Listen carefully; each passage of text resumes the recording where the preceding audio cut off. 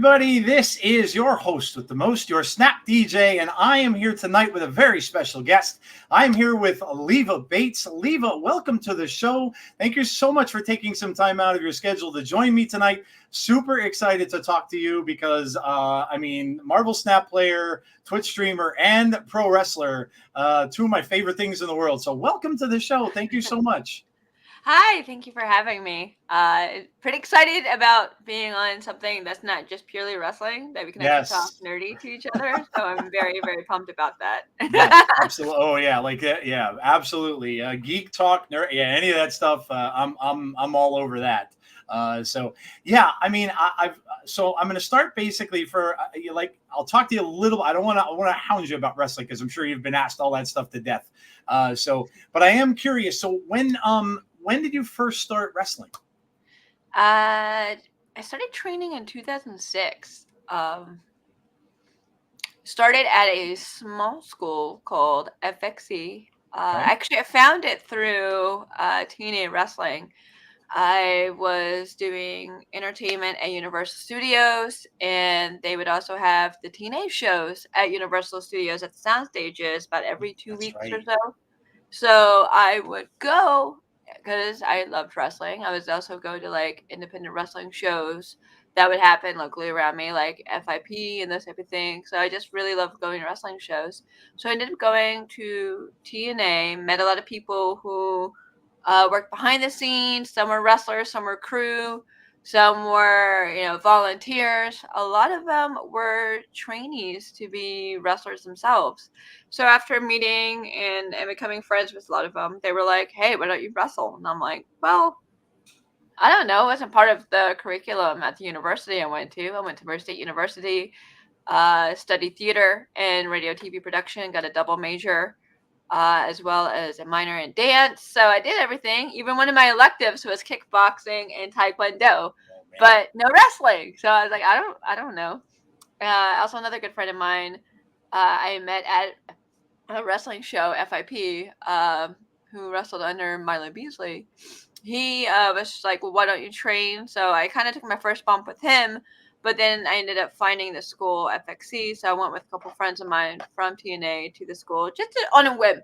It's like, why not? Let's try it out. I don't know if I'm gonna like this, but you could always kind of like poke your head in and see if you want to try it out, if it's not for you. And by the end of the night, I signed up, and the trajectory of my life kind of changed forever. From there, though, the school closed about a little less than a year into it, and one of the trainers was DeVon Dudley. Yes. So he decided to make his own school with Bubba from the Dudley Boys. Ray, man, yeah. Sure. So I ended up following him and started training with the Dudley Boys, and they were pretty much my trainers through the rest of my training process, and still to this day. I feel like anytime I have questions or anything, I can just kind of, "Hey, I have a question." That's amazing. That's awesome. They're my two dads. I like to call them my two dads. I listen to Bubba on Busted Open all the time, and then when DeVon came back, I'm like, man, that's awesome. Yeah. So I've got to ask you, because obviously the majority of the people that are going to listen to this are probably mostly Snap players, but I got to ask you, and for myself too, because we were talking to my other wrestling channel, or on my other channel we were talking to some wrestlers during COVID, which was, it was such a bad time for everybody, but everybody was kind of stuck at home. So it was kind of a win-lose kind of a situation where we were able to just talk to some people. But I have to ask you, and just, I think like just a general person who may watch wrestling but doesn't know, what was it like when you took your first bump in a ring?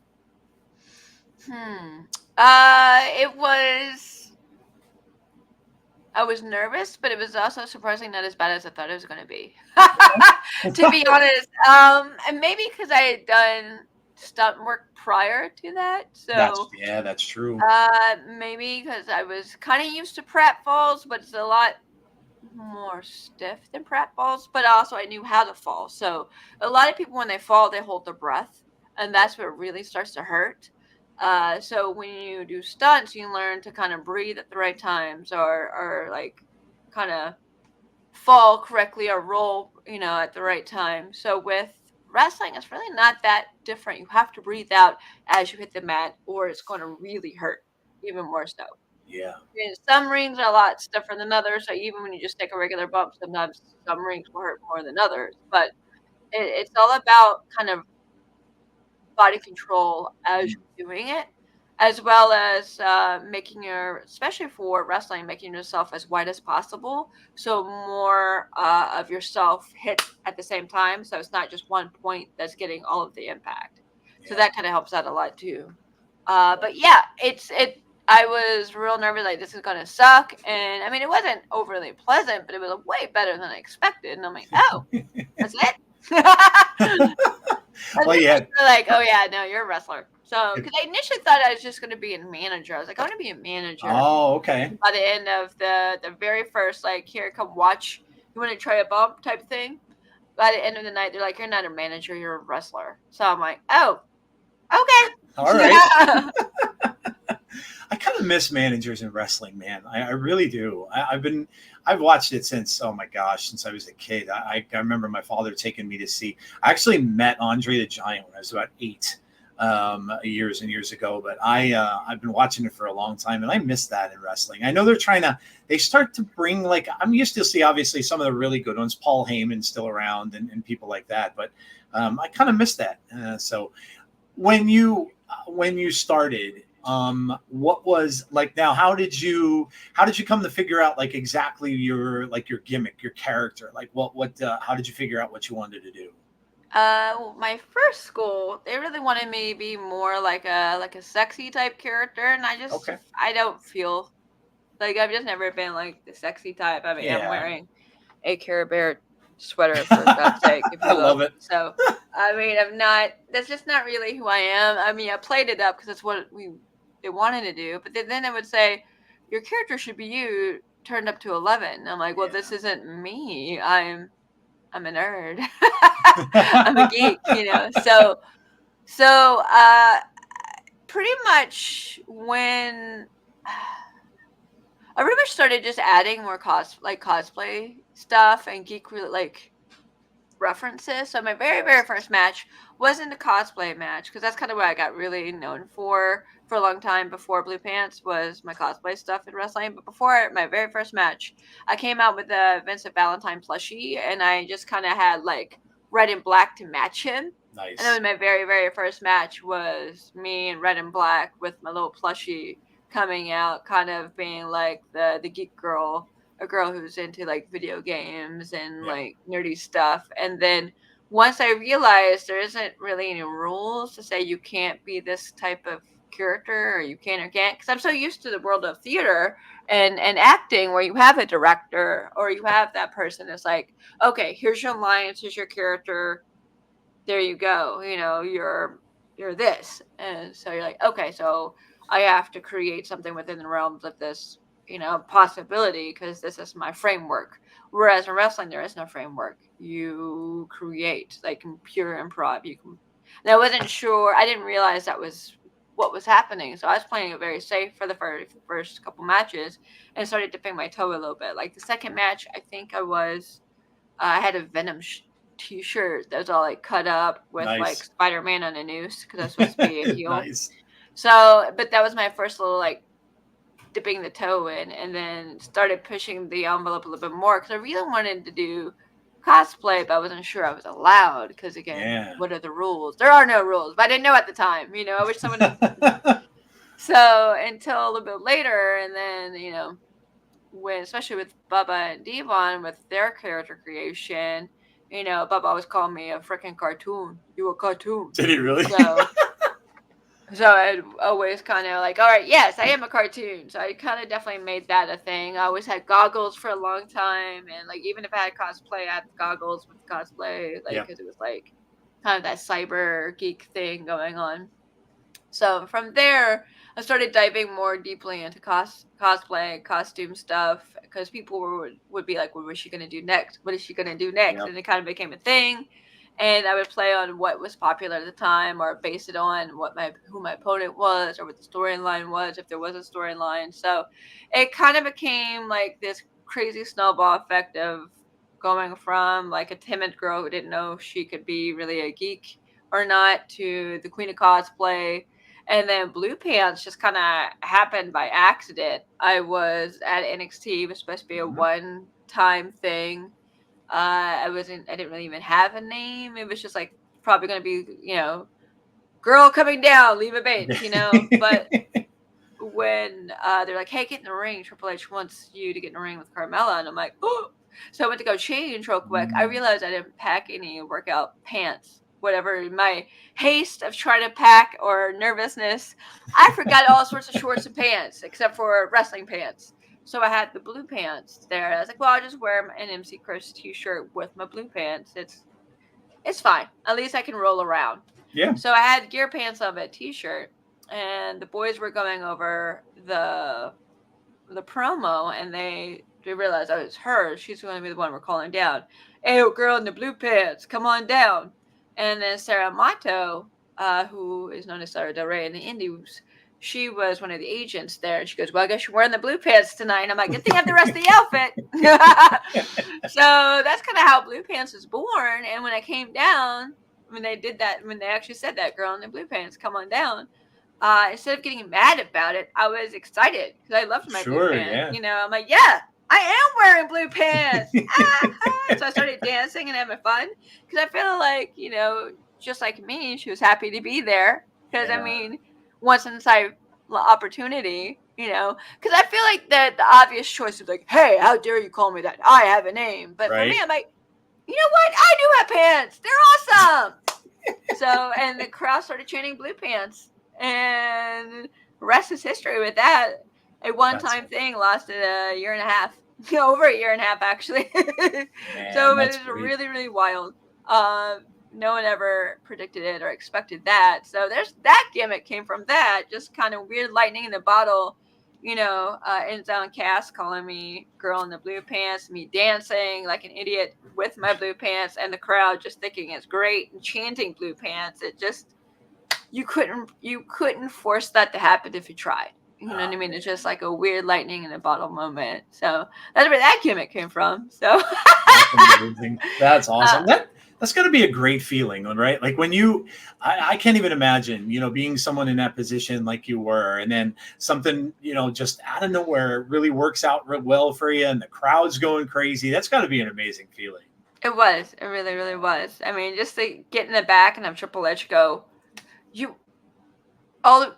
looked at all four of us, because it was me, Carmella, and then Enzo and Cass. He was like, well, you guys got a blue pants chant.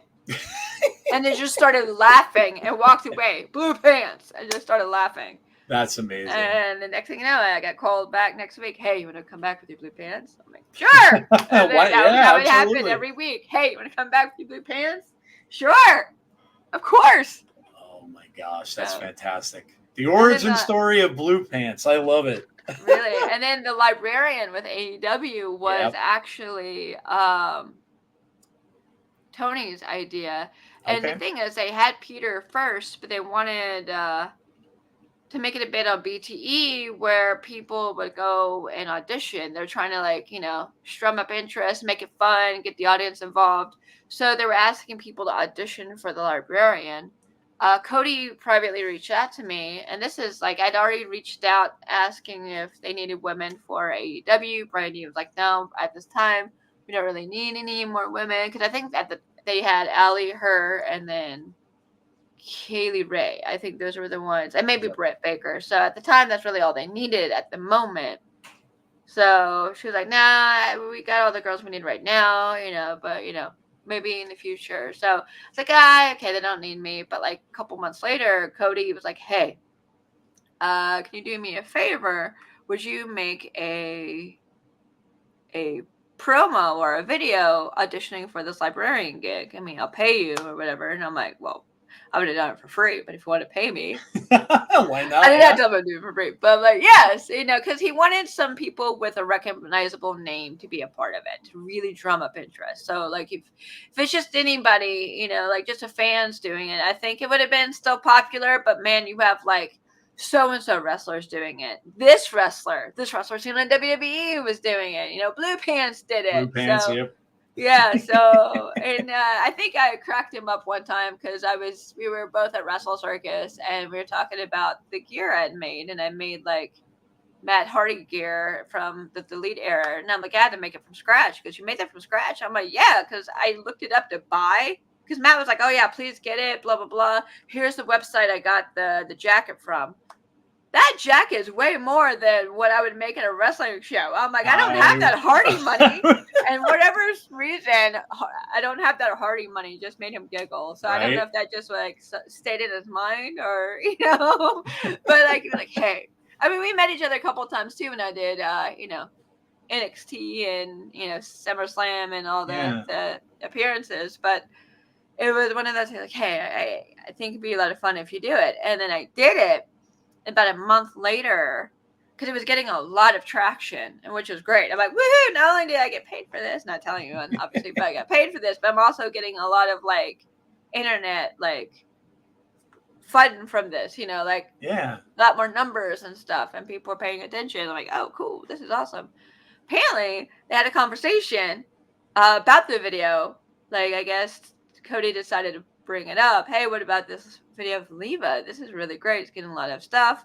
And I'd worked with Kenny at CEO Gaming. It was like a fighting game tournament / convention that his friend Alex Shibeli ran. He ran it in Florida, whether it was in Orlando or Daytona. So I would go and, hang out. Like Shibeli's like, come on out, it'd be a lot of fun. And I would sometimes host panels. They had like Kaiju Big Battle do panels there, which I was also part of Kaiju Big Battle. So I would help do panels with that. And they let me stay and play. They had like this whole arcade and stuff. So I met Kenny there. And, like I was good friends with Austin Creed as well. So, or Xavier Woods. I call him Xavier. Austin. So it'll slip. I'd be like, you hear me say Austin, it'll be Xavier. But so he knew me from there, and he was like, hey, do you want to do like skin a BTE? And I had to like feed him Oreos or something. Like I was a fangirl. I'm like, sure, why not? It'd be a lot of fun. Because I do, again, coming from theater, I do comedy. I've done improv. I've done sketch comedy. So I'm like, sure, why not? So from there, like Kenny was like, oh yeah, I've worked with her as CEO. She's great to work with. And that was pretty much the recommendation that Tony needed to go, listen, all right, well, she's the other librarian. There was no plan for 2 librarians. It just kind of happened. And then me and Peter just kind of ran with it, like hated each other and then, became best friends and then had this romance. It was great. So that's where the librarian came from. Wow. So I'm a woman of many faces. Now I'm doing a psycho thing at some companies. I mean, pretty much if someone books me, they're like, hey, we want you as Blue Pants, I'll come and show up. Or then we want you as librarian, which is kind of one, or, do your fun cosplay. But I also do Leva Bates and then Mother. The Mother. So, I had to ask you about that because I'm a huge Psycho fan. Yes. Yeah, I come out, so like especially with Atomic Wrestling, that's kind of what I do there. So Mother will come out, like, so I come out full old lady regalia and like just gonna. Fantastic. I saw the glasses and the Yeah, I have to send you a picture of it. I think I just posted one yesterday of Mother. And then I come out to Ice Nine Kills shower scene, and then when the chorus kicks in, I rip it off, and you come to find out it's Leva underneath it. So instead of Norman Mother, it's Leva Mother, and then in the match, I'll go back and forth between Mother and Leva. That's awesome. So it's a lot of fun. It's something I've always wanted to do because my last name legitimately is Bates, and I've grown up with this whole like psycho thing, Bates Mattel. People ask me if Norman's my father. No, that type of thing. So, you should meet my grandmother. Yeah. So it's just something I always wanted to do. So this one is like a passion play for me. It's one of those. It's something I always wanted to do. So I'm like, let's just do it. Plus, it's also kind of a little stab at myself of being a little bit on the, I'm older now. I'm older than I used to be. Aren't we all, I'm kind of like slightly like tongue in cheek making fun of myself coming out as an old lady because it seems a little bit apropos right now. Especially for like wrestling and dancing and performing as long as I have. I'm like, oh, I'm still doing this, aren't I? Hey. Oh, this is what my body says. I love it, but my body sometimes is like, what are you doing? I saw you post a picture of her, and I'm like, wait a second. And then I had to look twice at it, and I saw Mother. I'm like, oh, Mother Bates, absolutely, that's what she's doing. Yeah, so man, those are all of my gimmicks in a nutshell for you there. That's amazing. I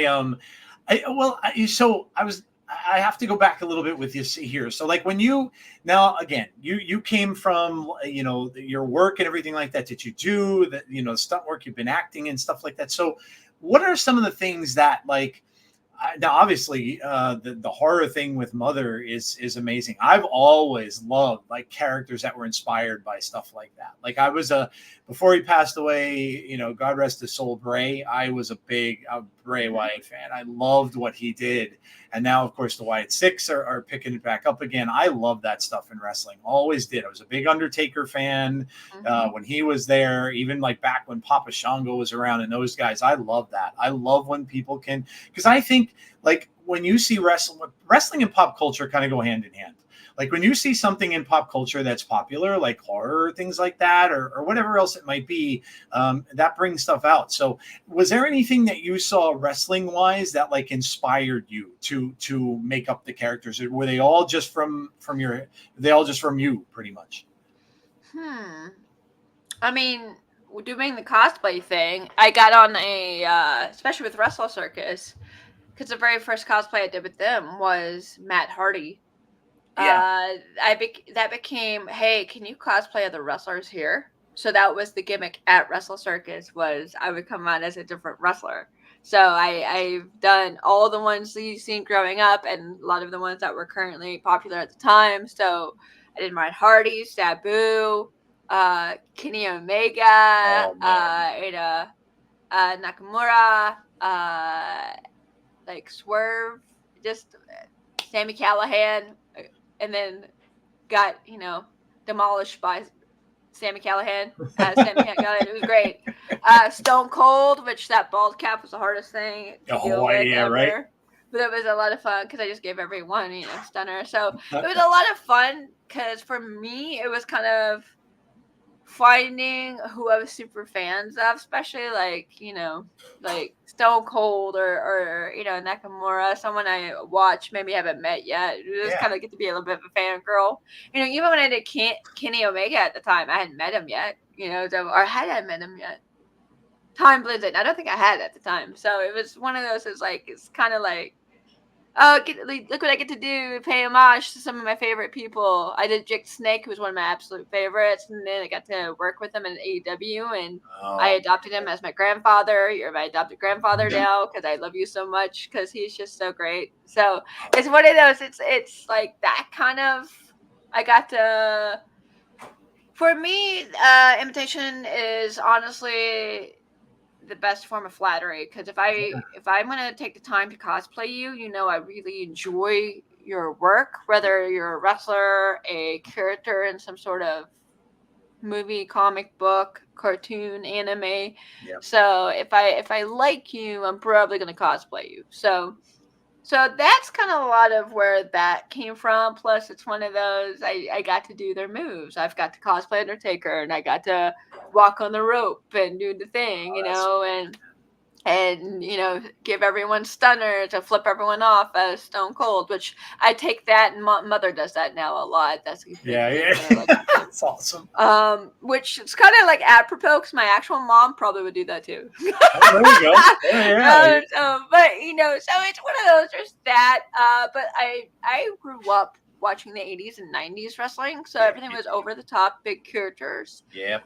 So I feel like that's kind of where I get over the top with, and big characters. Also, I like to show my range as a performer. So what can I do that's a little bit different than what I did before? So like I did Jack Sparrow, and I try to go full Jack Sparrow with it. You know what I mean? With the swagger, pirate outfit and everything. I try to turn myself as closely as possible into this character. So it's one of those, it's kind of a actor study / what can I do this? Can I do this? And also, my test my skills as a costume creator, which I hate sewing. I hate sewing so much, but I was so like cosplay queen, you kind of have to, you know, you're like, oh, I gotta sew again, but you do it, or you piece it together and glue it together, or, you know, whatever you have to do to put it together. So there's a lot of crazy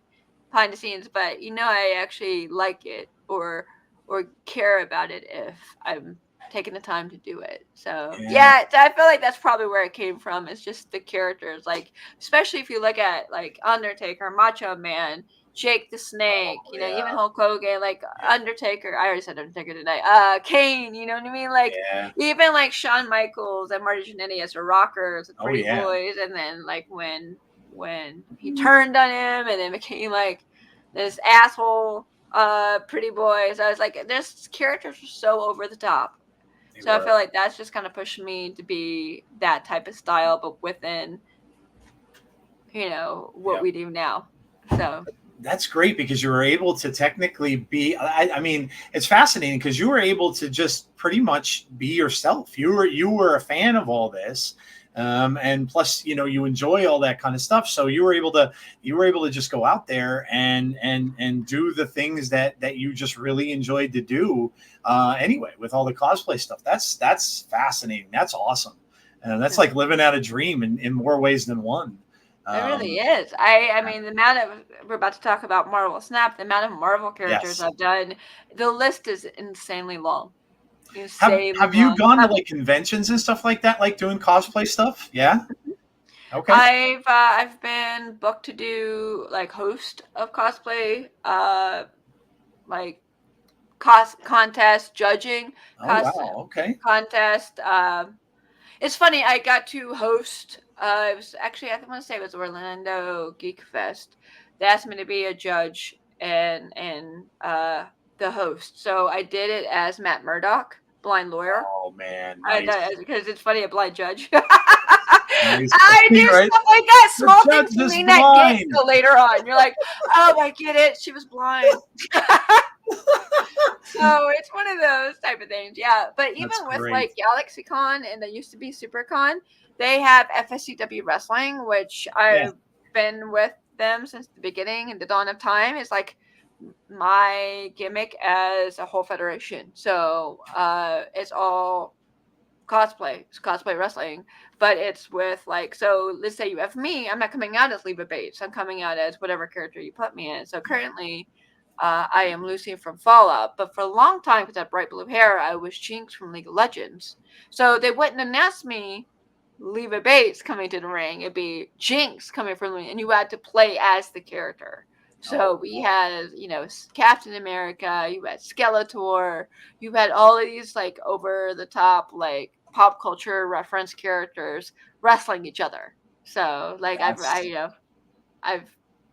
so that's a lot of fun. That's super. I would imagine it would be now. So it can be ridiculous because some of the characters you get is trying to play off each other, and you know, with Lucy, she's just happy to be there, which is very similar to Blue Pants. And I like go around shaking everyone's hands because she's so naive and innocent, realizing the real world is, you know, hell out there. Until she gets out there, she's like, oh God. Oh man, I have to ask you two quick more questions about wrestling, and then we'll go into to streaming and Snap and stuff. So I got to ask what your favorite match was that you ever did, and also like a favorite wrestler that you met throughout your years in wrestling. Oh my God! Okay, those are really hard questions.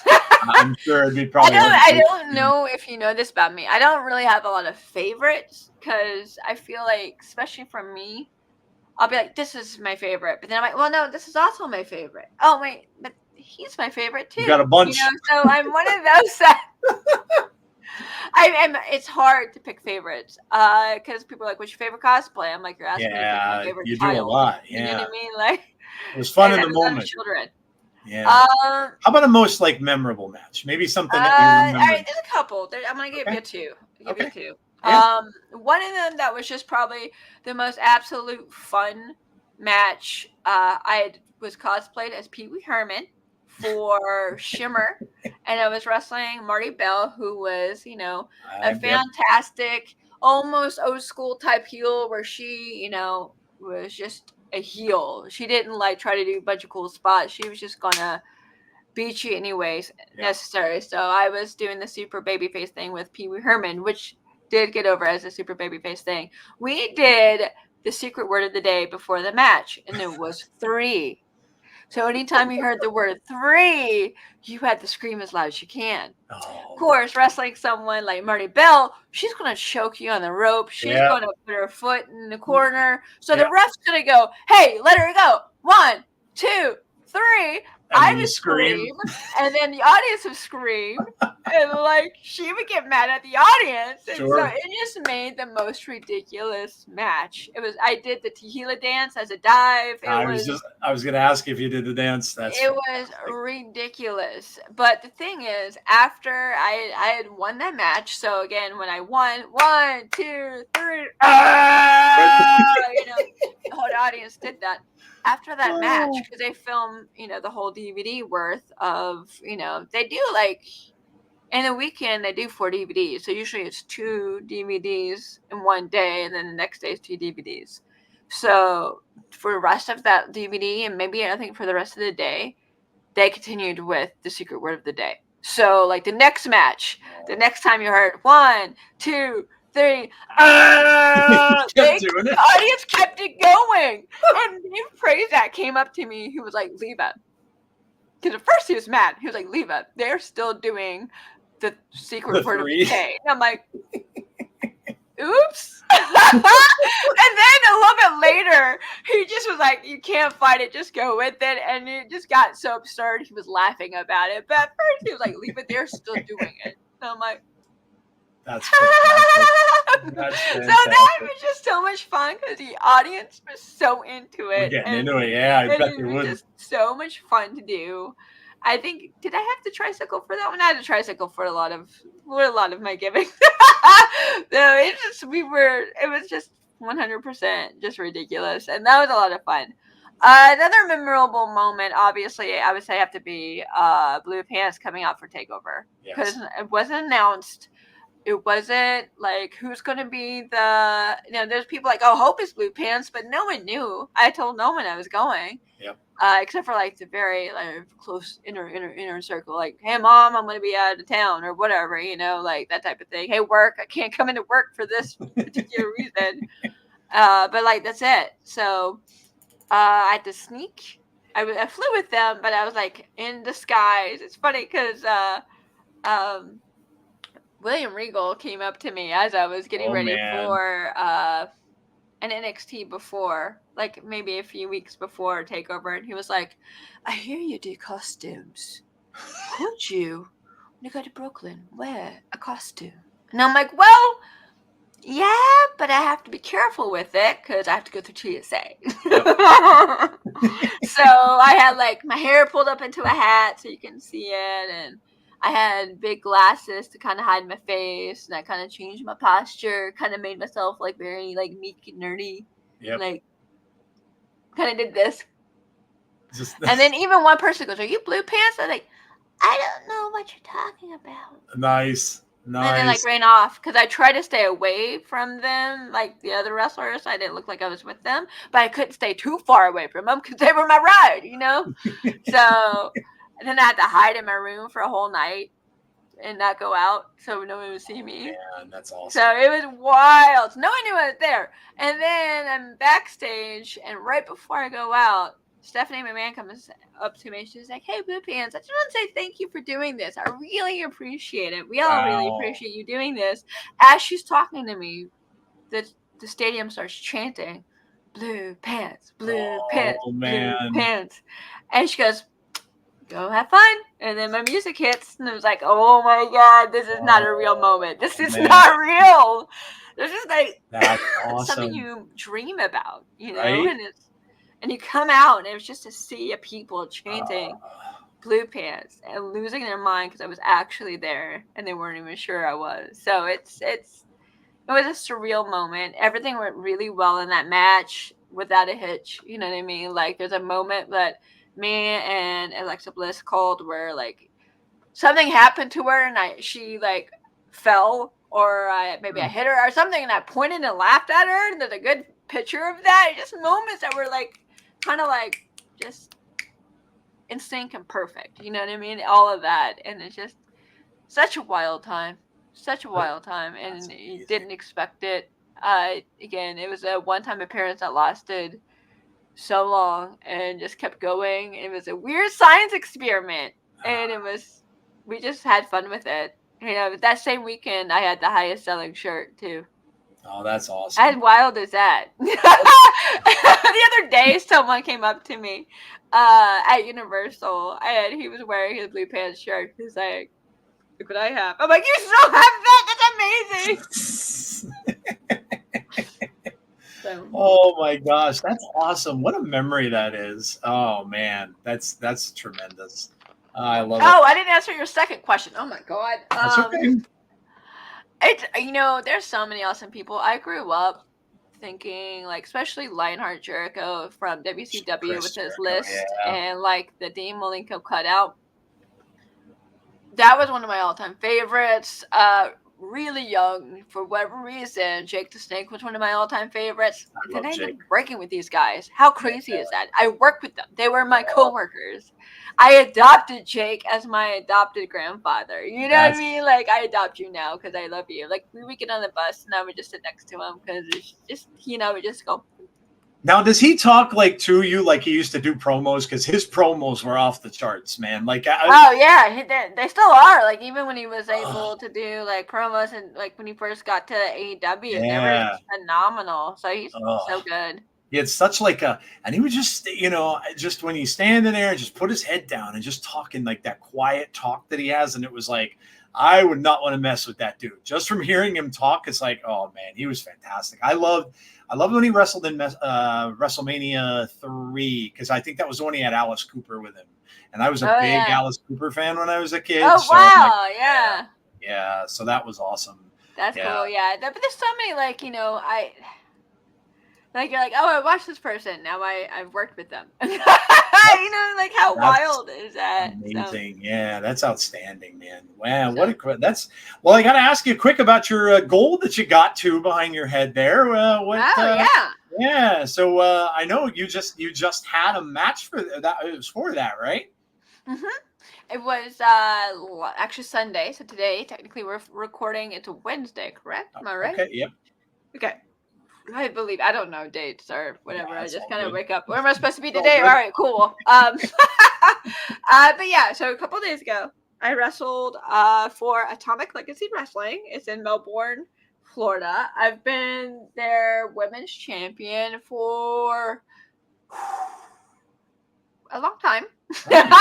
I want to say it's my 4th or 5th title run too with them. It's one of those. I've had different versions of this title because this is not the nicest looking one. As I kind of wipe off the just shine it up there. There you go. Yeah, shine it up real nice. But yeah, I wrestled. It was advertised me to wrestle Izzy Moreno, who a lot of people know as the NXT superfan, and then she started training, and then it was the Mission Pro wrestling champion now. So that's kind of cool. So it's champion versus champion.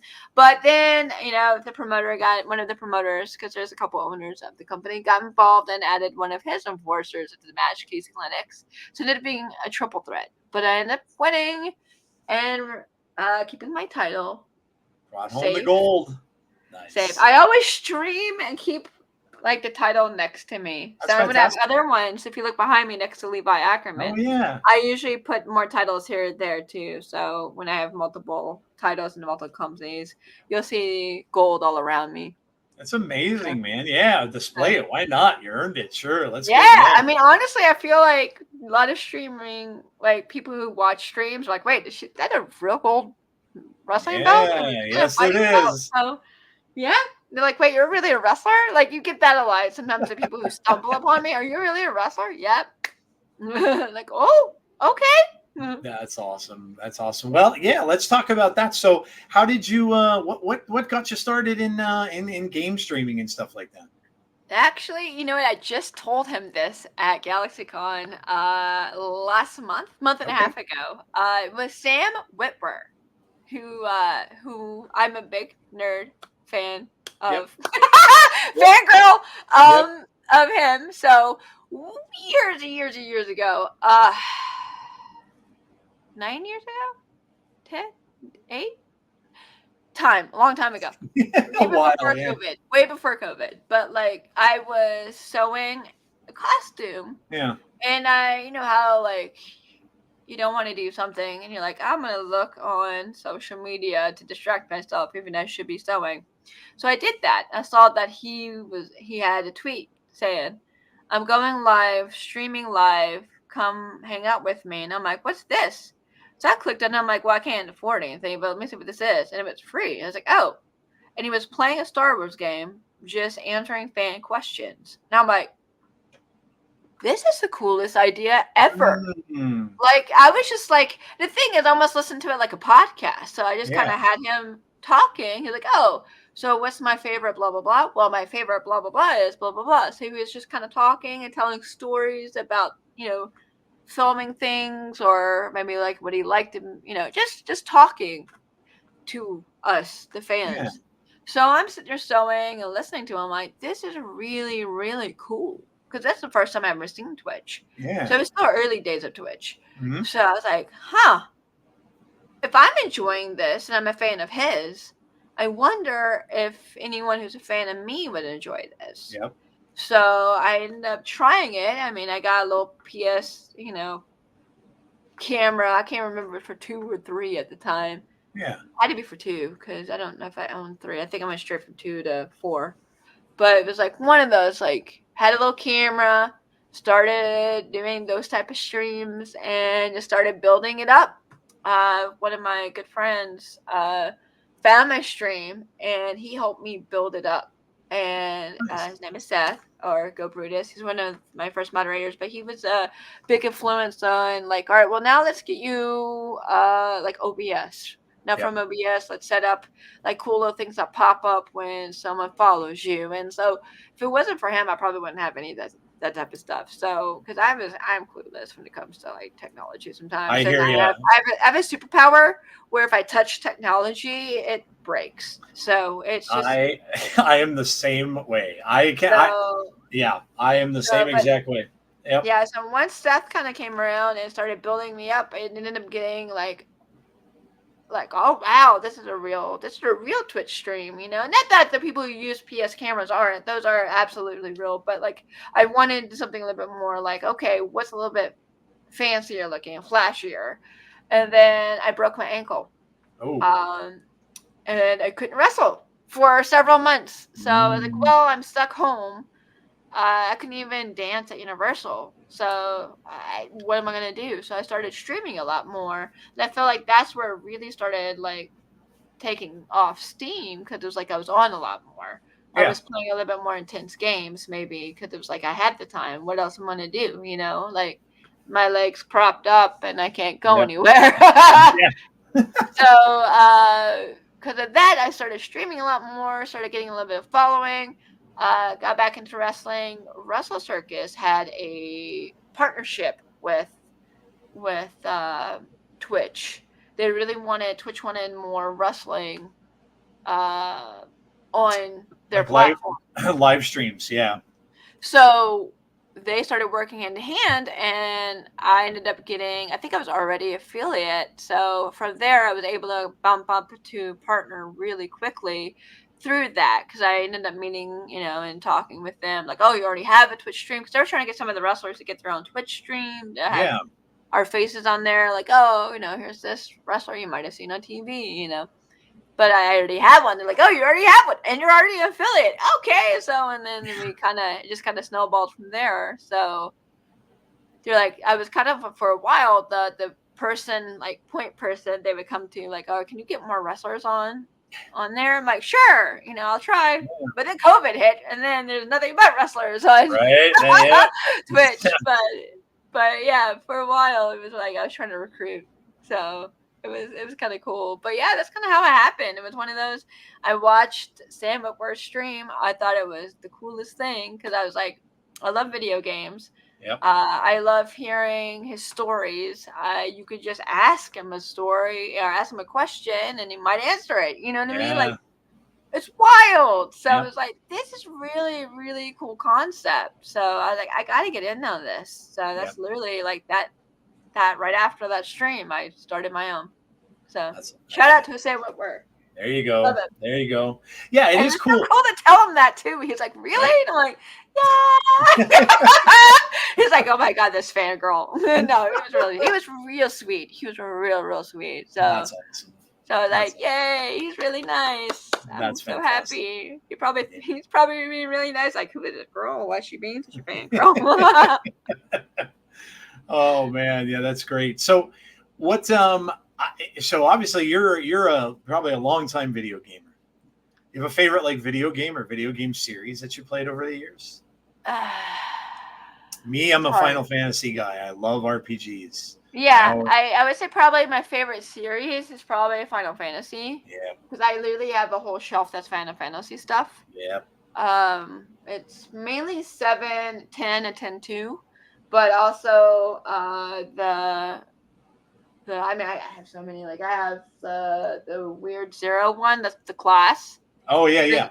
Yeah, I love that one with Ace. Yes. So I have like almost a shelf just to that. But like I love Final Fantasy Tactics, the original Tactics. Yep. It's one of the very few games I've played more than once. I'm really weird about playing games multiple times because I have a finite amount of time and I don't have time to replay things. So that's one I've replayed. But like, yeah, I love all of it. I love the Theatrhythm games they have. Yep. Those are so fun. So I love all Final Fantasy. I remember back in the day on the original Game Boy, I had 2 Final Fantasy games on the original Game Boy. One where you turned into like a virus and had to go into someone's body to fight another virus. It was yeah. I don't remember which one that was, but that I actually do want to go back and replay. So I need to, if you know which one that is, please let me know. I will. Yeah, I'll have to look that up. But I remember the screens and stuff like that from that. I've loved it since the first one. I can remember literally sitting down with friends of mine playing that until the sun would come up in the morning, and they're just sitting there watching me play because you couldn't. It was not more than one player. But I remember getting that one, and I'm 10 is. It's ironic you say 10 because 10 is one of my favorite ones. I loved Final Fantasy. I loved Auron, the character with the bottle on his side, the guy that walked around with the whiskey bottle and the sunglasses. Oh yeah, no, he's my favorite. Like he was my bias in that. I have a little statue, like a little figure of him. Yeah. I loved him. Absolutely. I like the stoic characters, so I like Vincent Valentine and Auron. I love the stoic-y. Yeah, I loved all them. And RPGs are so great when they tell you a story, man. I'd sit there and I'd play. I'd have that on until the sun would be coming up the next morning, and I'm like, dear God, I stayed up all night playing this game. That's fantastic. So. What did you, when you first started streaming and stuff, what games did you decide to do? Like, were you doing games like that, or what did you decide to do for the audience that you had? What was I doing? I don't know. I think I was just playing what I was playing. I know there was a big time where it was Days Gone. Okay. Yeah. Everyone would laugh about me driving the motorcycle into the lakes and stuff. Apparently, I'm really bad at driving in video games, and that became like a thing we would always like laugh about. So I think it's just those type of games. I know I did a lot of like Uncharted. I think I did all 3 Uncharteds back to back, and the whole thing of me like. I had a thing where I would shoot, and then for whatever reason, they would aim in a certain area, and I would always giggle about like I'm shooting him in the dick. So that was my thing. That was always my thing as Nathan Drake. But yeah, just pretty much any of like I'm big into Sony. Like I have always had all of the PlayStation. So I would stream a lot of like God of War and like Uncharted and a lot of the PS type games or the games that were like super epic on there. I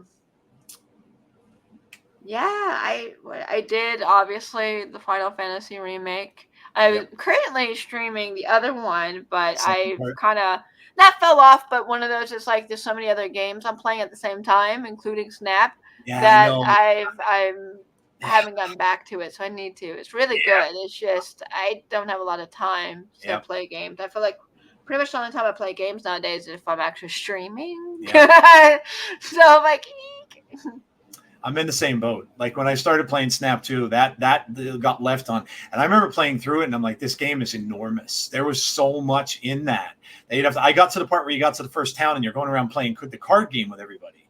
So I'm like, oh my God, this is going to be immense. And then I just let it go, and I haven't touched it since. So I have to go back to it too, because yeah, like It's when good. It's just, and then yeah, I'm not sure with like the video game strike, because eventually I would love to do, you know, voiceover work for video games. You that know, would be awesome. I'm not union or anything, but I want to support union workers, you know, Sure. because eventually I hope they will be. But am I allowed to stream those type of games? I'm not sure. So ever since the thing happened, I've played like Jackbox or Among Us or Snap or Yep. something that's not like super like smaller level, because I'm not sure. Like, so like for instance, I'm also currently playing Spider-Man 2, Yep. and like I know the actors who do the voices for that, you know, they do a lot of stuff and everything else. So I was like, dude, should I stream? It's already made. I don't know the rules of that. I don't know how that works. So I'm trying to be careful without, because I don't want to look like I'm so, you know, not supporting my fellow actors and friends Yeah. and people who, Sure. you know, who work really hard. Yeah. Absolutely. So I get it's kind of that, but also my schedule also doesn't lend itself, or it's drops. I gotta help people get drops so I It can also Twitch get my drops. drops, you Yes. know, or it's stuff like that. Or we're in the middle of doing the league and it'd be really funny because I'm really terrible at this league. So let's go. So it's just I haven't got around. Like I'm either playing Snap right now or Hades 2. That's kind of where I'm at right now. Okay. Yeah. So, obviously Snap is, and we'll get into this now because most of my audience are waiting for probably said, hey, let's talk about Marvel Snap. So, yeah, I mean, I got into this Miles season, which I think was the right after beta, or it might have been the first or second season. So I got into it right off there, and I've been playing it ever since. But yeah, what other than like obviously the Marvel IP, because that's really what brought me into it. So what are some of the things like you likes and dislikes about the game? Be as truthful as you want to, because I sure have a bunch of mine. It was funny because it was Excalibur and Serpentico that got me into it, and I Okay. found out Sheeta also played it. Oh, So nice. it Yeah. was after a show one day, and we were sometimes we all gather in like one of the special rooms we get either at the hotel or wherever Yeah. we are, and we have food together post show and sit around and talk. So they were one of the first people there, and they were all kind of playing this game. And I was like, what are you doing? And they're like, oh, we're playing Marvel Snap. You don't play Marvel Snap? I'm like, no. Like, I don't know if I want to get into anything like that. And they're like, no. Just get it and play it and see what you think. Yeah. So I ended up getting like just downloading it literally right then and then starting like the very beginning tutorial.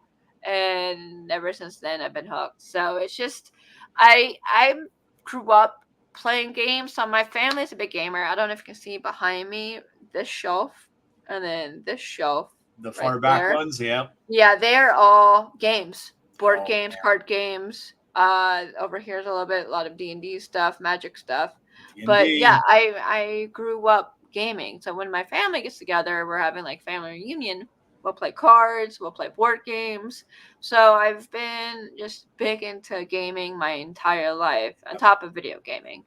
So the fact that this was a card game and it's an easy one to kind of understand, and it's on my phone. So especially when I was with AEW at the time, I was gone 98% of the time, so I wasn't home to play my PlayStation, or even like sometimes the Switch would be great, but if you need internet and you're on a plane, you know what I mean, it can be kind of a hassle, or even sometimes getting internet at the hotel because of the blocks. It's a hassle to get that. So Yep. finding stuff on my phone to play was great. I was playing Marvel Snap and at the time League of Legends Wild Rift. So it's like, oh, this is great. It's a card game. I played Yeah. lots and lots of like different type of card games, you know. So I was like, this is awesome. So I love that aspect of it, and the fact that I could just take it with me wherever I go, and it's only 3 minutes or 4 minutes depending on how Yep. long it Toilet plays. game. So it's one of those you can play for a little bit, then walk away. Or if you need a mental break, and you're like, here, let me play a game real quick. Yep. So that's what I loved about that. So yeah, I got into that. It was awesome because it was Snap, like it was Marvel. Yeah, I now that I'm talking to you, I have a lot of complaints, but I can't think of one right now. Let me see. When I first started, I like theme decks, not necessarily like fun that were like one that would be better to play with, but I would Right. make like, because there were so many characters, and I used to work at a comic book store and know all this, so I have to make a Guardians deck, I have to make Yep. a villain deck, I have to make Yep. an X-Men deck, so I made all these, like I made a Women in Marvel deck during that month where they were really promoting Women in Marvel. Yeah. So Yeah. I made a Women in Marvel deck. So I used to do more of that type of deck creation. And then as I got a little bit higher in levels and, getting my ass beat a little bit, I was like, all right, let me start making like decks that kind of work with each other. Because a lot of times I'll have a card that doesn't go with another card, but they work perfectly together. It's like, why is like, this villain working with this good guy? But I mean, it's just the powers tend to work together. So. Yep. So then you have like your move decks, your discard decks, your destroy decks, those type of things. I have one that's almost an all ongoing deck. So that's kind of fun. I call that Life Goes On. But I have like fun little titles for them all. So like Life Goes On is ongoing deck. Nice. I ended up having a 3-cost deck. Initially, it was supposed to be Mojo and Jean Grey. Okay. Yep. Because Jean Grey will force you to go into Mojo. Mm-hmm. But then I realized I had all 3 cost cards, so we just added Surfer in there for that. So that's always a fun time. So those, we have those type of decks, and then started experimenting. I had a mill deck when we first got Baron. Oh yeah, was emo and stuff. That one's not working as well as it used to. It's interesting when new cards come out how the meta changes. It is. So you're like, oh man, I was unstoppable with this deck. Now I can't win to save my life. But I don't want to get rid of the deck. All right, I'm going to go ahead and sit on my. This is one thing. Let's go. Marvel Snap. If you can hear me out. I need more deck space. Oh my God! Yes, please. Yeah. I'm so tired of deleting a deck to create a new deck. Me too. Yes. And the thing is, if you look on, I want to say, is it PC or even mobile? No, it's PC. If you look at PC, there's always an open spot because there's like 1, 2, 3, 1, 2, 3, 1, 2, 3, 1, 2. Well, just give us that one spot. That would help out immensely. Yep. Give us more like decks, and I would even pay for that. Like, you want to say, here's $5 if you want to like another spot to make a new deck. Yeah. Because for me, I get attached to some of these. Well, because you put your time and effort into creating this. Yeah. But you may not play it as much, but you don't want to get rid of it because I'm a hoarder. Let me hoard. You know what I mean? Let me hoard. Let me have 100%. All of my decks. 100%. I mean? So instead of trying to take a picture and then go, where was that picture I took like 4 months ago? Because I'm not going to find that picture. I take the pictures of the deck. Yep. So when I delete them, I have evidence they existed. But then I'm like, I'm never going to find this picture again. Mm-hmm. So give us more decks. People will pay for that. I will pay for that gladly. More so than I would for a variant. I don't know what I'm getting. Or a border or something like that. Yes. I don't get the borders either. Yeah. Why are you asking me to spend a hard-earned gold on a border? I am not doing it. Yep. I'm not. I don't give a crap about a border. I don't. Yep. I care about variants, but even then, I'm like, if I see a card that I know, I'm like, ooh, that's a cool card. Okay, I'll spend my gold on that. You know what I mean? But like, variants is such a crapshoot. I'd rather win a variant and then see what I get. Probably gonna be Dan Hip, and I'm just gonna roll my eyes. But I love Dan Hip stuff. Yeah, the Dan Hip. Really, stuff. I do not. He's kind of like an acquired taste. I don't know. Like I didn't know until I listened to some stuff about him and that he worked on the Teen Titans cartoon. Not the one that they look like little kind of babies. The Titans when they were kids. And then when I heard that, I'm like, okay, I can see it. But there are some that I really love by him. I'm not a fan of all of them. Like I like weird cards too anyway. many. I don't need 50 million Dan Hip cards. Yeah, that makes sense. Yeah, that makes sense. I mean, I love his Man Thing. I am a big Man Thing fan. I always have been. And when he drew it, it almost expands the whole sides of the card. So I kind of like that. My favorite variants are the comic book ones. I love the comic book covers. The ones that they do where they have the Marvel. I don't have any of them, but every time you see them, you're like, oh, that's pretty nice. I love those because a lot of those I own, and some of them I still have. Oh, that's cool. Yeah, so it brings back memories of when I was a kid reading those books. So but no, I can see. I agree with you on all your points. Like for sure, the deck thing, people have been clamoring for that for ages, and I don't see that should be that hard of a thing to do. I'd rather do that than get Borders. I agree. Yeah, I agree. I don't even care about the custom cards because I'm leveling up my cards. You know what I mean? Like I'm getting fun, like prismatic stuff, and you know what I mean. Like I don't care about customizing it because I don't know. Maybe that's just me, but I'd rather get emotes. I love the emotes, like especially the meme inspired emotes. Those are my absolute favorites. I love picking out the card I'm getting. Yes. And give me deck space. You can keep your, weird borders. Yep, all the variant things and all that. Yeah, I agree. I agree. I don't need all of that. I want more space to create more things. I would like to do a Young Avenger deck. I'm missing Kate because I didn't buy this battle pass, but I feel like I have all the other ones almost. So, and then they have a lot of the other characters that are involved or are Young Avengers, and like Iron Lad, he's already existing. So you could add him to that deck, so it could be a cool little Young Avenger one. But I don't have her, so I'm like, if I ever unlock her at some point, then maybe I'll create that. But again, I don't want to replace one of my decks for it. Yeah. Oh yeah. It's like it'd be cool to make it, but I don't want to replace it, so I'm not. So well, okay. If I had more deck space, I would. Do you have a favorite card? Mine was always Galactus. I love playing with Galactus. I am a big fan of the character. Those guys. I am a Galactus fan. You know what?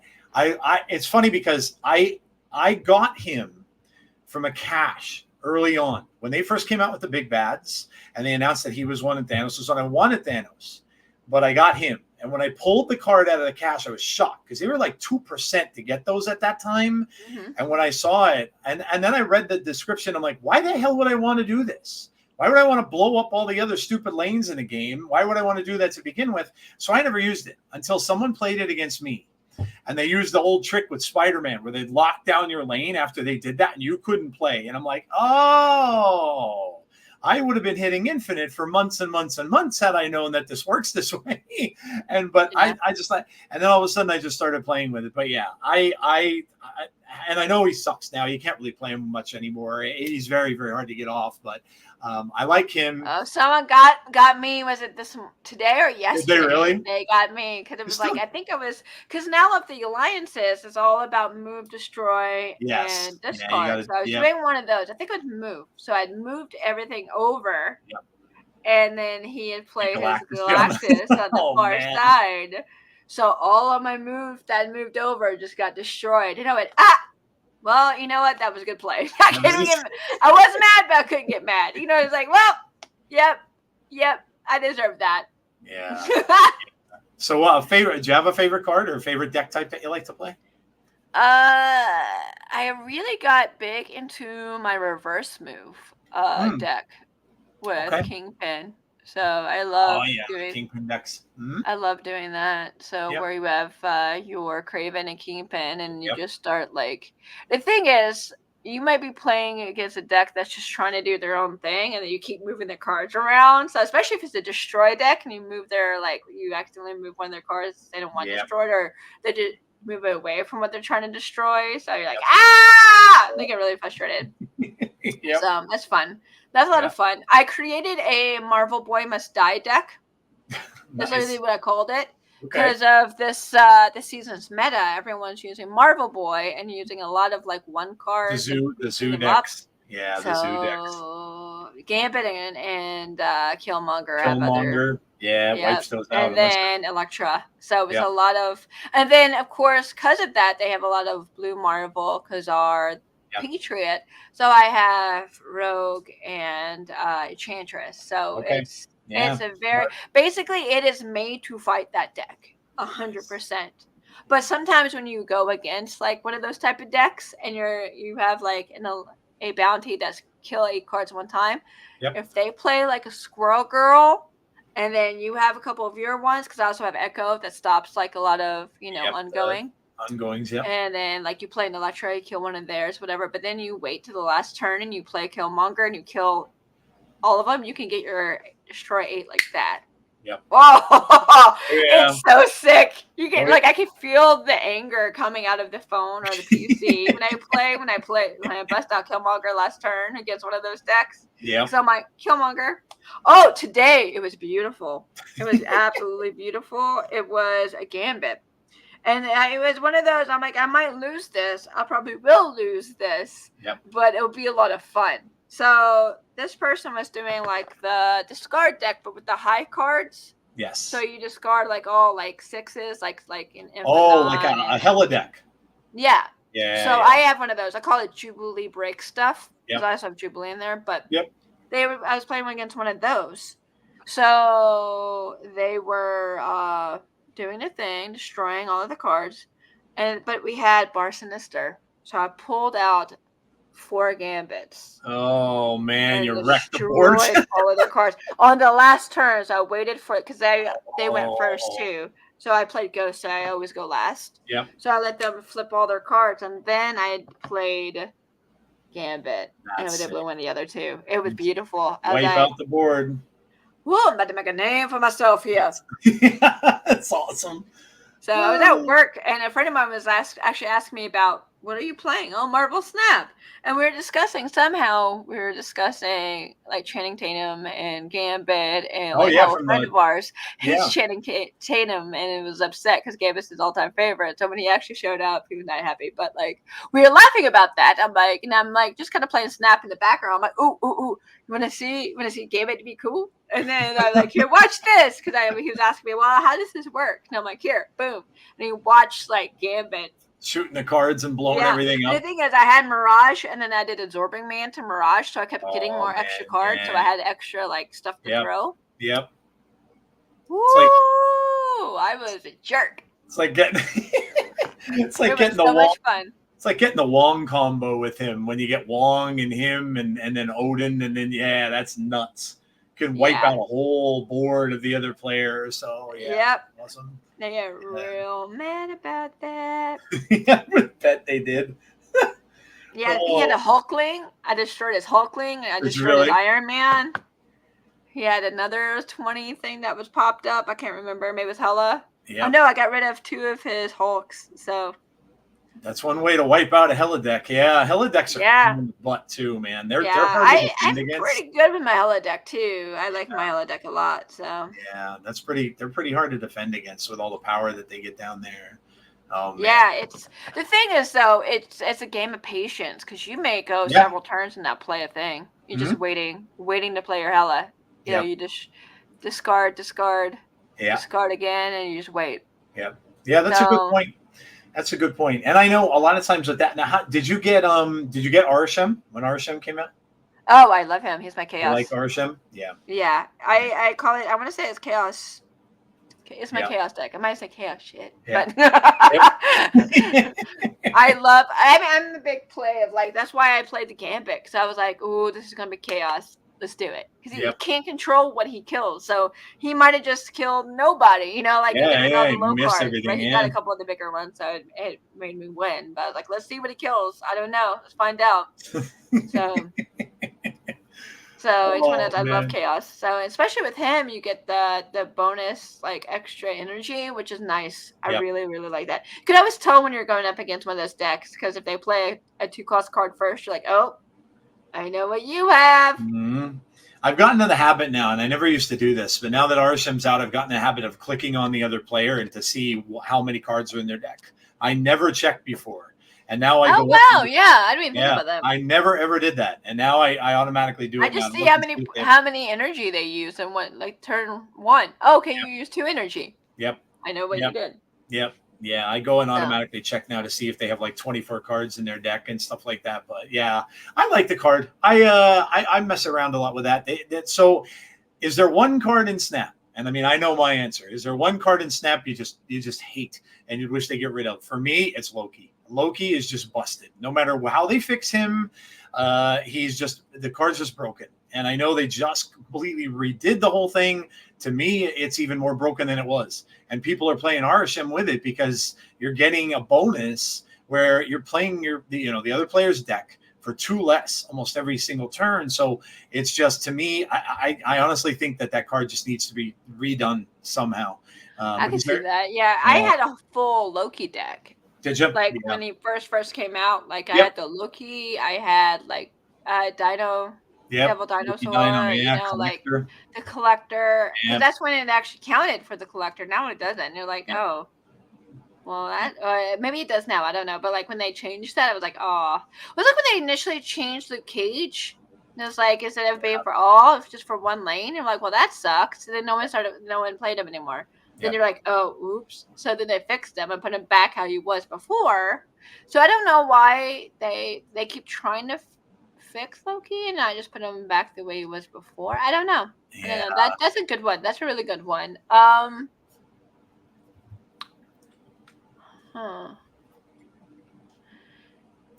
I know some people like get annoyed with certain cards. Like I know Sandman gets on people's nerves when people. Oh yeah, that one really. Yeah. I mean, Shang-Chi. If he's played against you, Sure. if you play Shang-Chi, he's fun. You're right. If Shang-Chi against you, you're like, sign it out. Yep. Yep.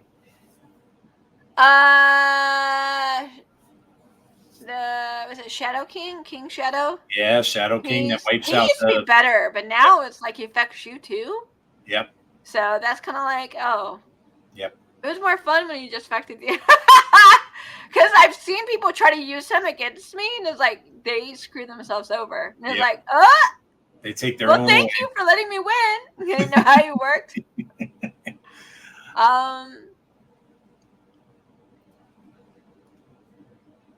I'm sure a lot of people like. I mean, I see a Wong, I'll immediately Enchantress it. Yeah. or I'll just rogue it. So I'll probably have made a lot of people. I've actually seen people rage quit because of that. Oh, absolutely. I mean, that ruins their whole deck idea. If that that's the thing with them. Like, if you can get, I know, one of the decks that I was playing had like I was playing a clog deck, so I was playing with goblins and I was playing with all that stuff, and I'm just sending junk over. And whenever I see a Wong go down, I'm like, yeah, that's getting all junk in that lane, so that they won't be able to play more than one card there. So yeah, but yeah, that's yeah.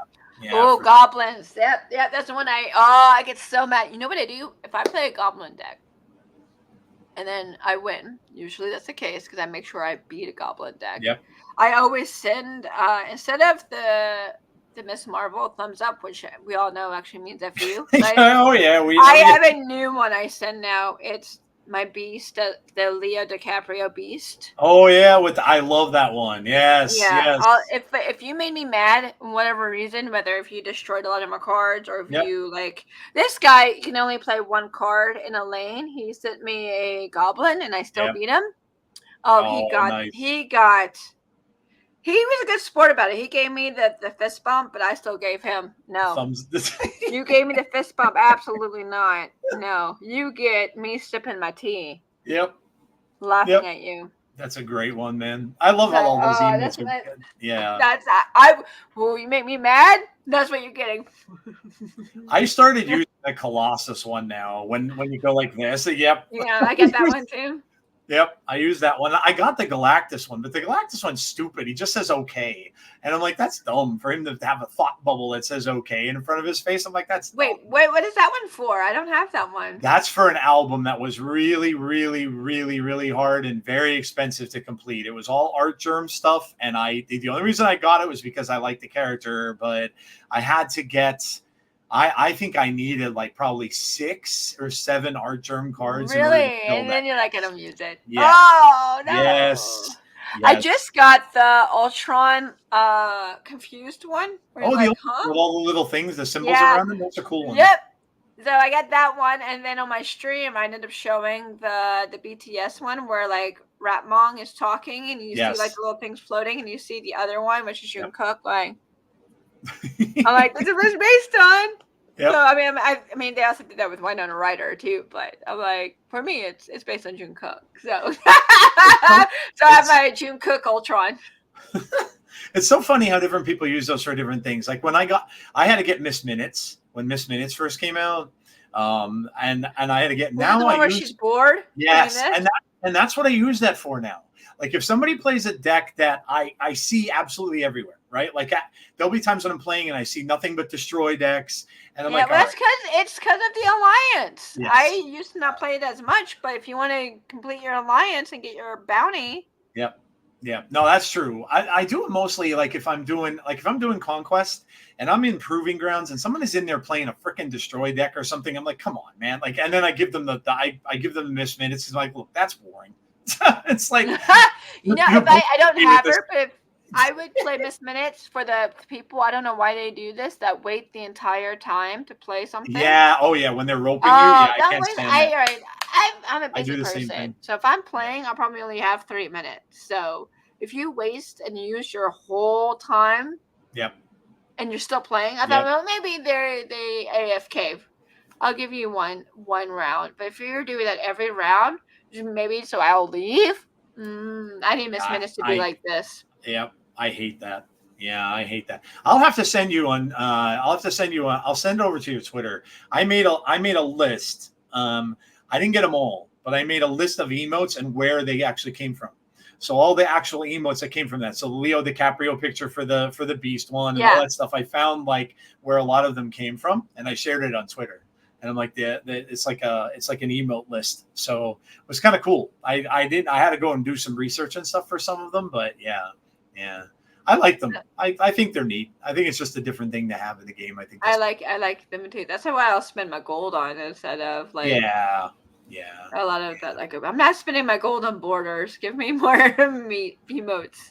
Now, do you hit infinite? Like I've seen some people doing like crazy streams where like some of these creators will play for like day one.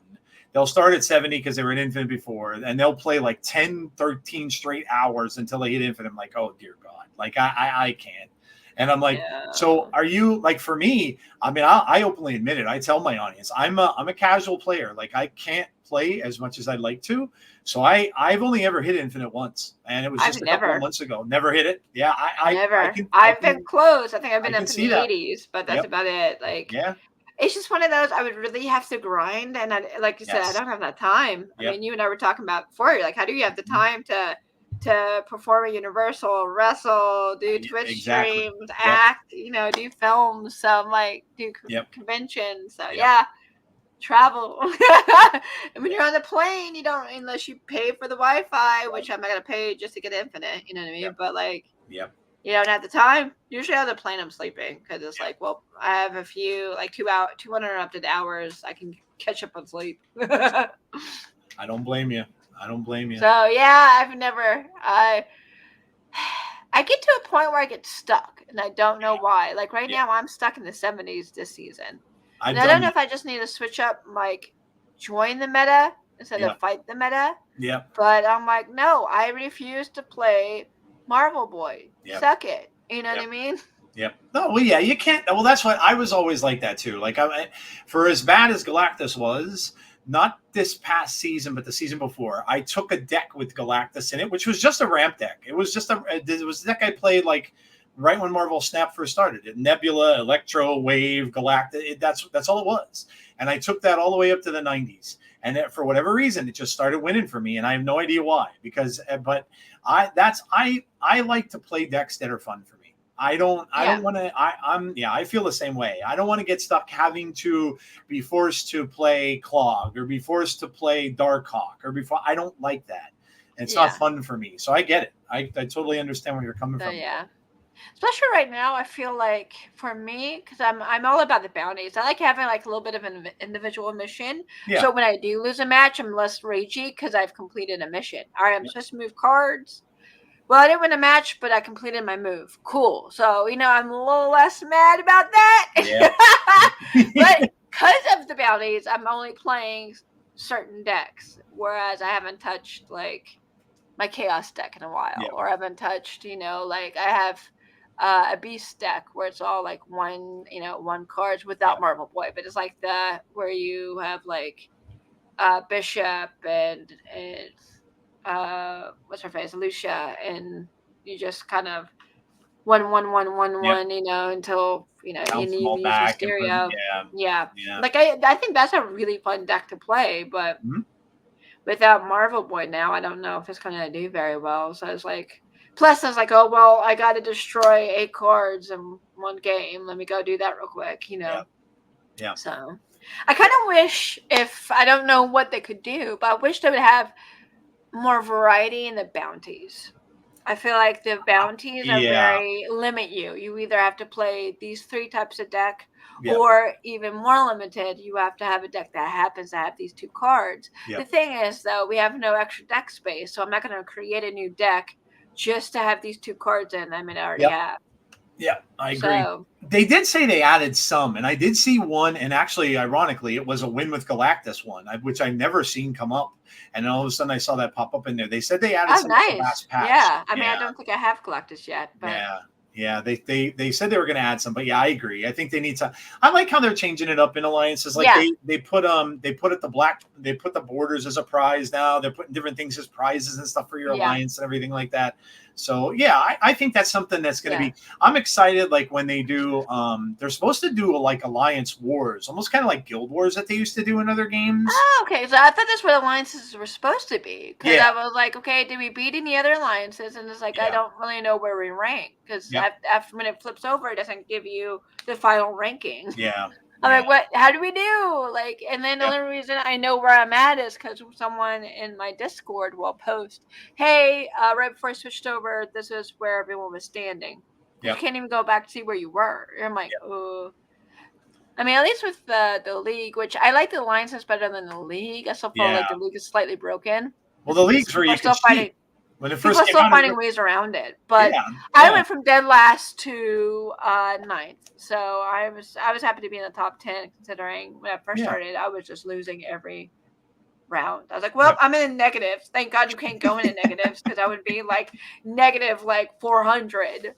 Like, well, this went well. And then I right, started streaming, and whatever reason, that stream I went from dead last to 8th. yep, And then I was driving to a family's barbecue, so I got to play a couple times at the barbecue. But visiting family, so I was able to, like, I went out of 10 and then was able to get back in 10 real quick. And then I was like, well, if I'm out of 10 by the time it's over, there's nothing I can do about it. Real life, YOLO. yeah, So, yeah. but I ended up being 9. So I told you, like, where you were. So I'm like, oh, thank you for letting me know. Tell me now in Alliance where I was. So Oh man, yeah. It's hard to do all of it, like, and especially like you said, when you're as busy as yourself. And I know I'm just working a regular 9 to 5. I mean, I can't even imagine where you get the time with everything that you do, because it's hard, and especially when you have a group of people that are watching your streams, that are in your alliance and stuff like that. It's hard to do. I can't even I don't even realize where you get the time sometimes. If there's one thing you'd like to see come to the game, just out of the blue, if there's one thing you'd like to see them bring to the game, what would it be? I want a Gambit emote. Woo! I'm about to make a Of name for course. myself here. I want that emote. And then every time I, do Gambit on, Bar Sinister, just spam it. Just have them there. Trying to think. I know we're getting some neat stuff next month because they're going to do that new card with that activate thing that's going to be on it. So, which nobody really knows that? what it is. I think it's going to be here. I actually stuck some stuff on here. So, like this is the season pass card, and then down here it says activate. Merge your lowest cost card here with this. Copy its text like it just got revealed. So you're basically merging this with a low cost card that you have. So let's say you have like a 1/2 on the board. You'd merge it with this, and then but to make it do that, I think you have to press on the card. I literally think that you arrow Oh, click so the that's kind card. of cool. Yeah, I yeah, mean, hopefully they teach us how to do that because yeah. you got to pretend I don't know what I'm doing because I never know what I'm I doing. was when Kitty Pride came out, right? I don't know if you were playing when Kitty initially came out. Mhm. Kitty was broken, and because you can keep putting her back into your hand, and you had to do it. You had to click on it, and she'd go back. Then you put it out. Then you click on it, she'd go back. Then you Oh, put it see, out. I didn't get her though. Okay, Like it's one so of you got those. it when they gave it to you for free, probably. Yeah, Yeah, yeah. It's one of yeah, those. Like I think yeah, either when yeah, you're whatever yeah, wave cards got for free or I got her in the cash or yeah, something. But yeah. yeah. I think it's going to be fun because, and then there's some cards like this. What is it? Is it this one? No, it's not Silver Sable. Matt, this one. Activate. There you go. This card's going to be crazy because this one activate, give the next card you play +2. So she's like Forge. So she's essentially giving every card that follows her +2. If people play this in a deck where you keep bouncing it back to your hand, like you were just talking about with Beast, you just keep giving +2s to every card that come out after her. So it's crazy. And then you also get to move it. So it's a move card. You can move her to the right after you give the +2. But some of these Oh cards are man, imagine if you give it to like something like a Falcon or like yeah, Human Torch or something, or yeah, even like Multiple Man, and then you yep, like keep giving +2s, and then yep, they move around too. yep. Oh, well, move's gonna get crazy because here, look at this one. This is Madam Web. Ongoing, you can move one. You can move one of your other cards away from here each turn. Oh So if wow. you stack her with Torch, Vulture, and all them, they move away. Then if you play Hercules in another lane, they bounce right back, and then you move it Yeah. back, and then it bounces back, and then Yeah. Move's gonna get crazy. Or if you play something like Silk, because right Yep, now Silk is helping me get my bounties when you yep, have to move more than 7, yep, because someone's gonna play, so she's gonna bounce all over the place. So I yep, just love it. I'm like, here, bounce her, play your cards, bounce yep, her, so I can get my. yep, yep, So yeah, so I can move her, and then they'll play a card, and then she'll move yep, back, and then if they play a card, she'll move back, and then you play like, oh, yep, let's play Gwen, pulls it, yep, yep. pulls it back to Spider Madam Gwen. Web. Yeah, move is going to get insane. And I've never been that good at move. Move hurts my brain sometimes because you got to figure out where everything is going to go Hmm. and things like that. Especially But if yeah, you use him a doll, you know what I mean? yes, Like yeah. At sometimes the you end of the match, miscalculate him, and you're like, oops. yeah. It's a Spider-Man month. That this one is. I always loved this Spider-Man in the comics. He wore a hoodie. He was a clone of the original Peter Parker, but Uh-huh. he has Activate as well, and you add a clone of him. So at any time during, you play him on turn 4, and then you could choose when to activate, and you could add another 4 or 5 in another location. Wow. Yeah. Yep. Yep. So that's gonna get this. Yep. This is gonna get So real crazy. yeah, it's going to be kind of cool. I think next month is going to be fun with all this stuff and all these Activate things that they're putting in. So I think it's going to be a fun month. So That's yeah, super cool. yeah, yeah.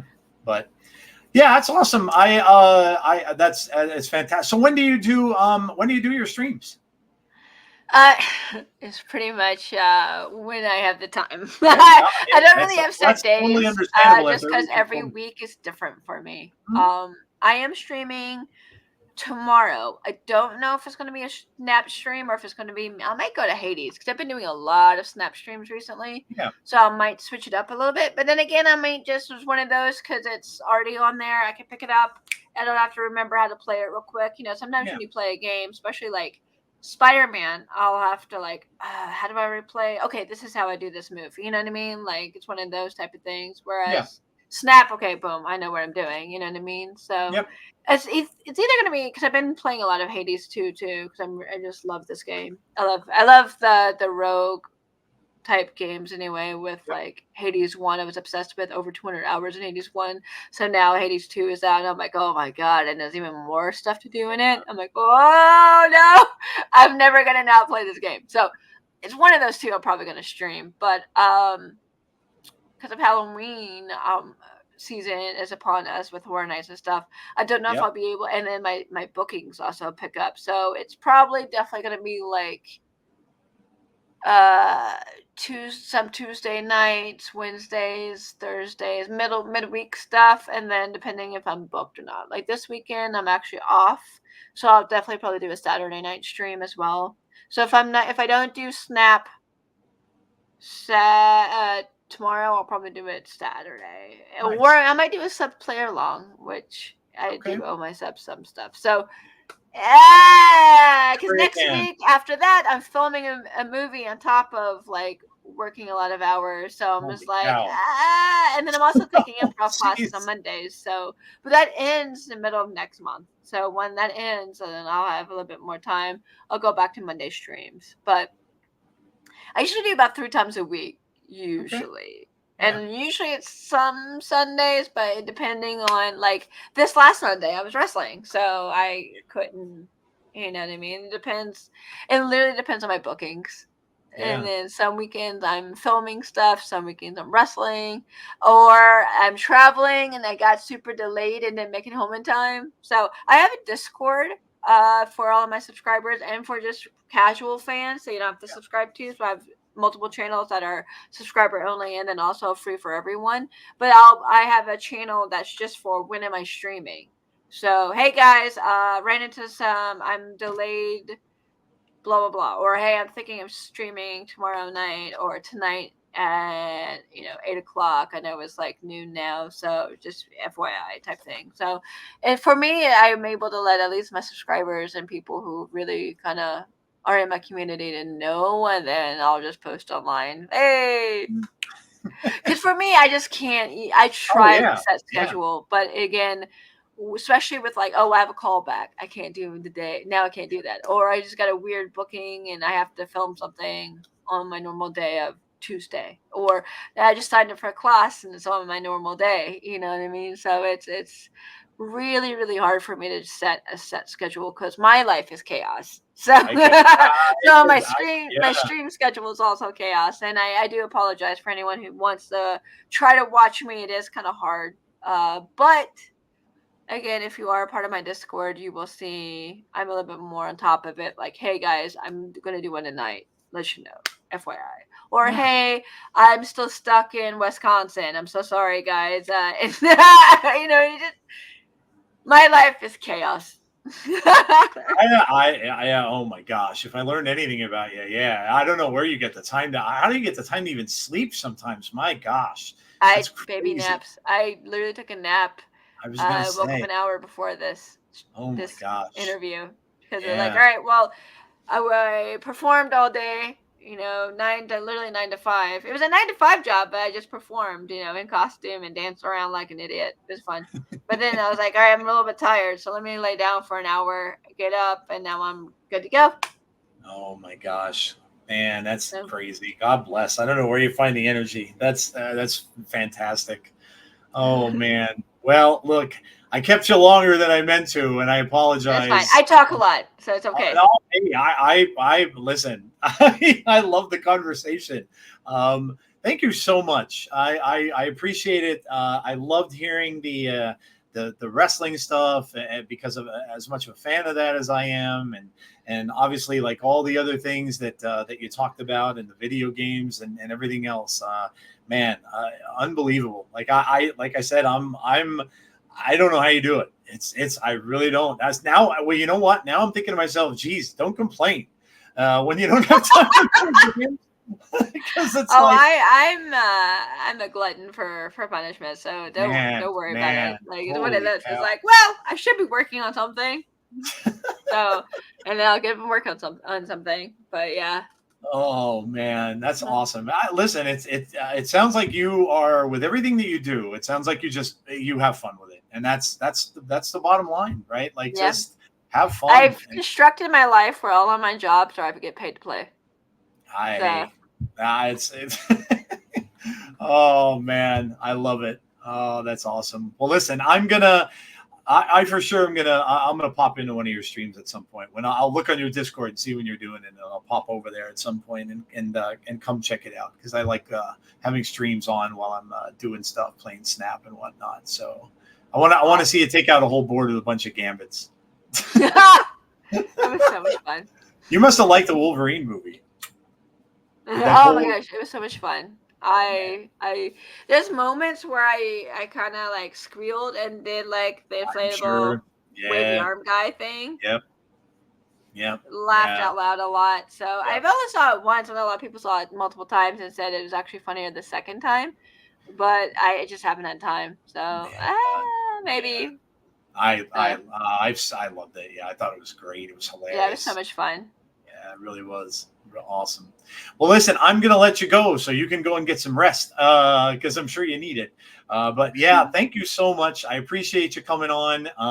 You are awesome, and you're more than welcome to come back anytime down the road. But before we go again, shout out your Twitch stream and your Discord and where people can find you.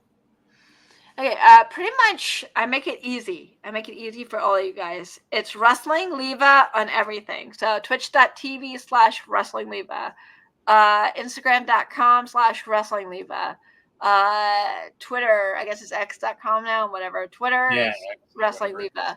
I think Discord, I have a link. So if you go on, let's say if you go to like my Instagram, they have a link tree. The link tree will take you to the Discord. Oh, nice. I also have a website, levabates.com. Yep. That's where you can find like all my fun little like demos. I have a voiceovers, demos, commercial, animation, acting reel. I have like a wrestling highlight reel. So if you want to see like, oh, what kind of she host, what kind of things does she host, what kind of streaming setup does she have, I have links to everything on that website as well. So nice. If you want to know a little bit more about me, there's a little bit of an about me section as well. So, but yeah, like can't figure it out, levabates.com or go to Wrestling Leva on something and they'll have a link tree to it. So I try to make it easy. If you're at one, you can find the others pretty quickly and easy. But yeah, it's twitch.tv/Wrestling Leva and join the chaos. There's a lot of cursing sometimes. Our alliance team is SAD, sad. We're not sad. I say something a lot. When, especially if I'm mad about something, or if I'm like, oh, Gambit just killed 4 of your cards, sucker. So that's where it came from.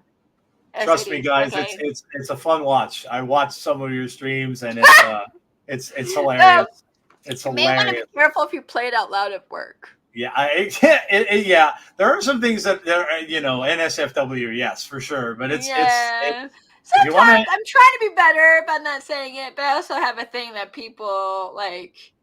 I have a channel points. You can cash in a channel points. I'm not allowed to say the D word, or Captain America pops up and says language.